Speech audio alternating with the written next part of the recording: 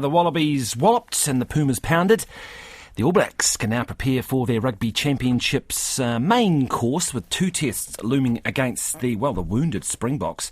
However, some are saying the showdown has, between the two world's premier sides, has lost some of its sheen, given South Africa's struggles and successive losses to Australia. Well, the All Blacks were untroubled in beating Argentina 36-13, handing them momentum ahead of what will be their 100th test against the Springboks in Townsville on Saturday. We're joined now by rugby commentator Nigel Yeldon. Good morning, Nigel. Morena. As a rugby fan, this something seems to have happened to this All Black side. They are so good to watch at the moment. This is just fantastic. It is, and look, he's obviously copped his fair share of criticism and has his critics, but you've got to go to the guy at the top and say Ian Foster's doing a really nice job. He's got some players who we haven't seen show the best of their ability under previous regimes, really starting to stand up. And you look at the Ioane brothers at the moment are in a great vein of form. Akira's playing the best rugby of his, but it's the style of rugby too. Still a few things to sort of, iron out, but in all, you look at what they're building, and I think it's won 10 in a row now, and they look very prepared and very focused on what they're trying to do. And I think that's the thing, isn't it? Like some amazing depth and some young players playing to the game plan, but just playing with a drive and enthusiasm and energy that was lacking last year.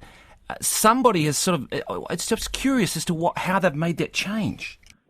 I mean, look, it comes down to a little bit of confidence as well, and look, with changes to the system, Ian Foster was doing slightly different. You've got to keep evolving the game at the international level, and that's what Ian Foster and his coaching staff have tried to do.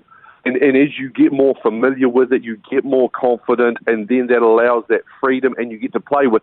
I think the joy you might have also been looking for, Corin, was joy. Great really word, I agree. Enjoying playing under the system.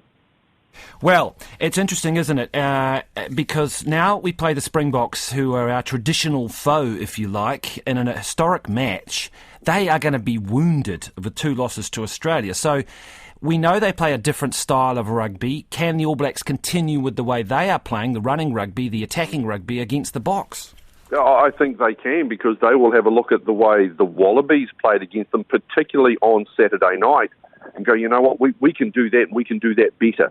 So I think they will go in very confident that they can handle, that forward-orientated kicking style of game from the Springboks, and they will back the systems we just spoke about, the game plan they just told about, backs and forwards combining. We saw the Wallabies with a great example, that wonderful offload by Taniela Tupou working in a wide channel. Well, we know that the All Blacks have got players who have got the ability to do that.